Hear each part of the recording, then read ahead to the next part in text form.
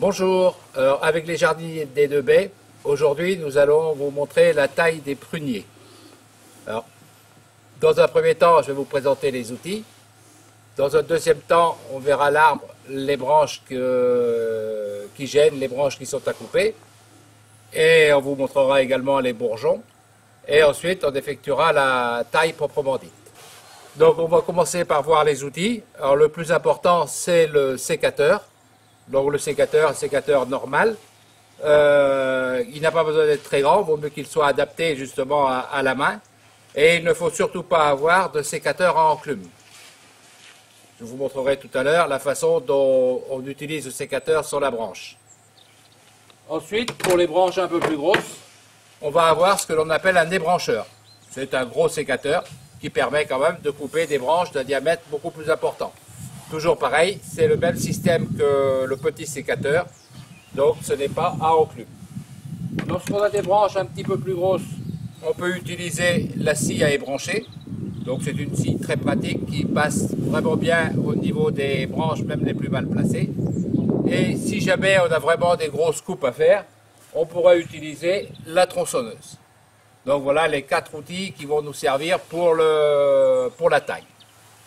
Alors, sur le prunier, vous avez différents types de bourgeons. Ici, vous avez un petit rameau avec des bourgeons groupés. Ce sont des boutons à fleurs.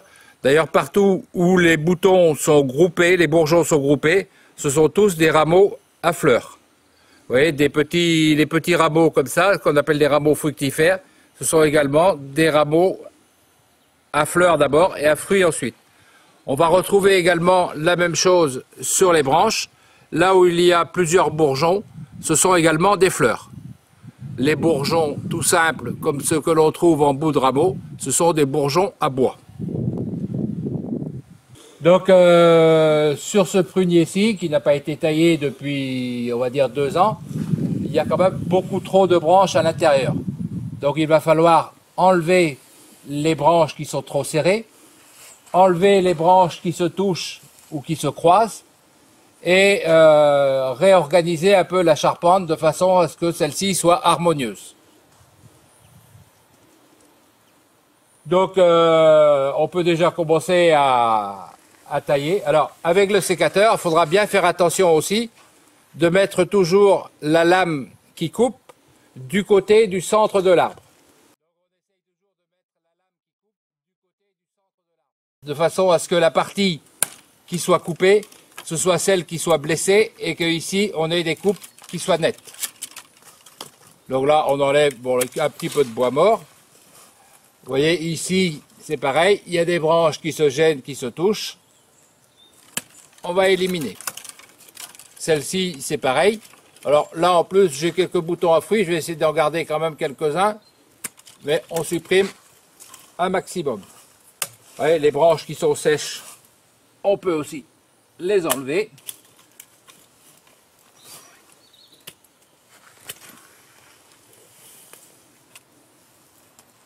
Celle-là, elle va rester comme ça. Celle-là, ici, il y a une qui est un peu trop serrée. Je l'enlève. Là, c'est du bois mort.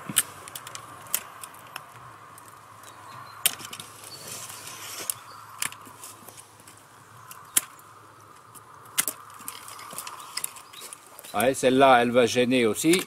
On va l'enlever. Ça, c'est mort. Ça, c'est mort. Ça aussi. Celle-là, elle est trop serrée. Elle gêne. On l'enlève. Ouais, on essaye de faire en sorte que les branches ne se gênent pas les unes les autres.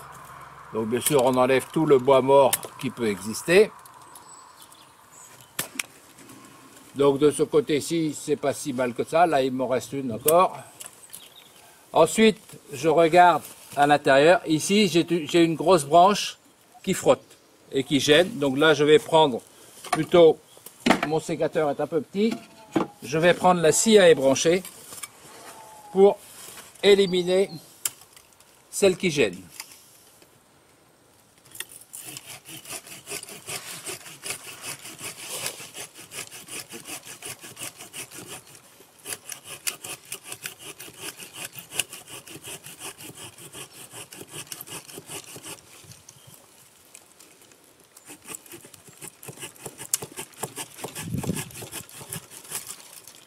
Voilà. Hop.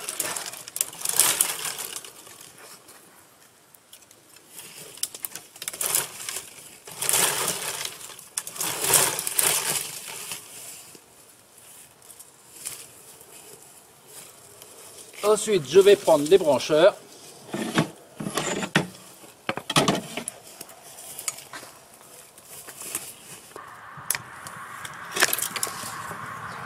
Là aussi, on éclaircit. Les branches qui viennent vers l'intérieur de l'arbre, on va aussi les supprimer. Celle-là qui gêne, je l'enlève également. De ce côté-ci, celle-là, on les enlève. Celle-là, elle n'est pas bien placée. Là, c'est du bois mort. Là aussi. Du coup, maintenant, j'ai un arbre qui est déjà plus aéré. Il me reste encore des petites branches mortes à enlever.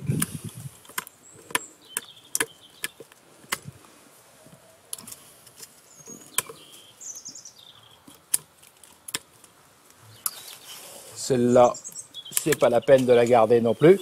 Ici, ça va trop vers l'intérieur. Je vais juste garder une branche verticale.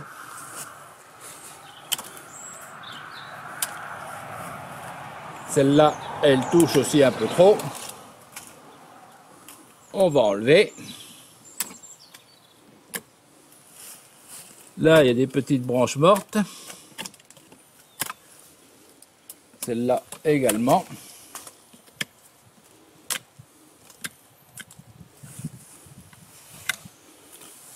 Voilà, pour cette branche-là, c'est bien. Celle-ci va rester comme ça. Là, il y a un petit peu de bois mort. Celle-là est très bien. Celle-là, un petit peu de bois mort dessus.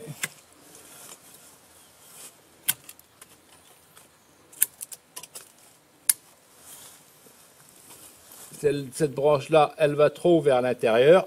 Je l'enlève. Celle-ci, elle est desséchée. Ensuite, maintenant, je regarde comment il est mon arbre au niveau de la hauteur. Là, je vais pouvoir aussi éliminer quelques branches qui sont en trop. Donc, sur la hauteur, j'ai quelques branches qui sont trop serrées, donc je vais en enlever quelques-unes pour donner de l'air à l'arbre. Parce qu'il faut quand même que l'air et la lumière puissent pénétrer à l'intérieur de l'arbre. Donc, j'ai encore quelques petites branches mortes que je peux enlever.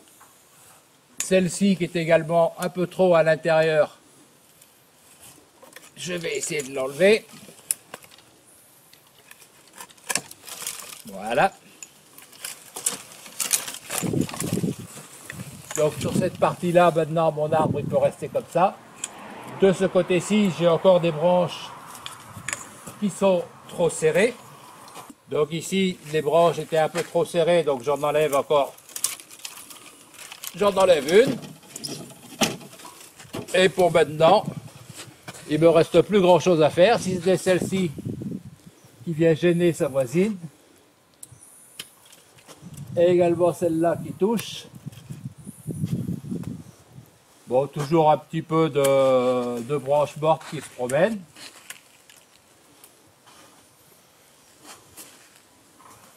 Là aussi, on a une branche qui vient toucher les autres, qui n'est pas dans la bonne direction. je préfère l'enlever. Le bois mort, c'est pareil.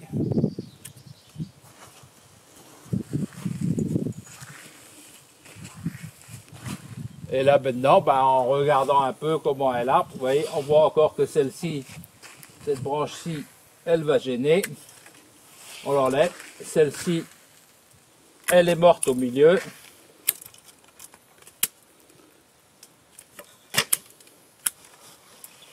Voilà.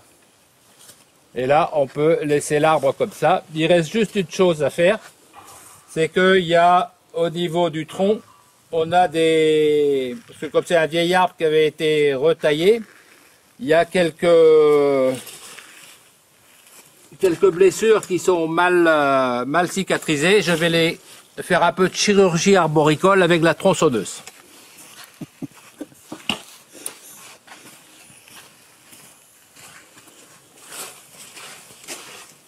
Hop là.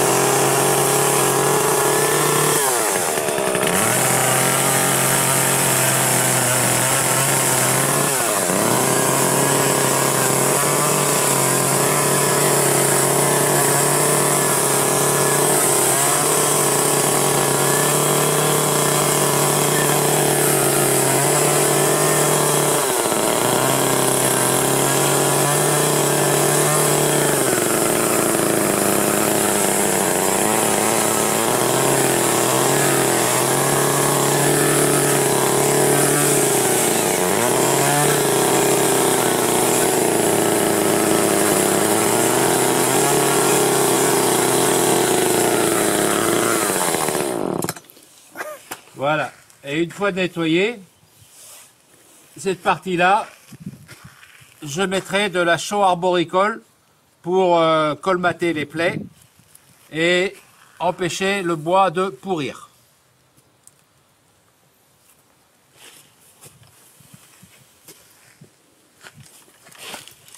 Donc au niveau des soins pendant l'hiver sur un prunier de ce style-là, on n'a pas grand-chose à faire. Donc on va attendre le mois de février que les plaies soient bien sèches pour mettre de la chaux sur les plaies et sur le bas du tronc. Alors la chaux, c'est de la chaux arboricole qui va permettre à l'arbre de continuer à respirer et en même temps, ça permettra d'éliminer quelques insectes qui passent l'hiver sur l'arbre et qui pourraient contaminer le plant au printemps. Voilà, je vous remercie de votre attention.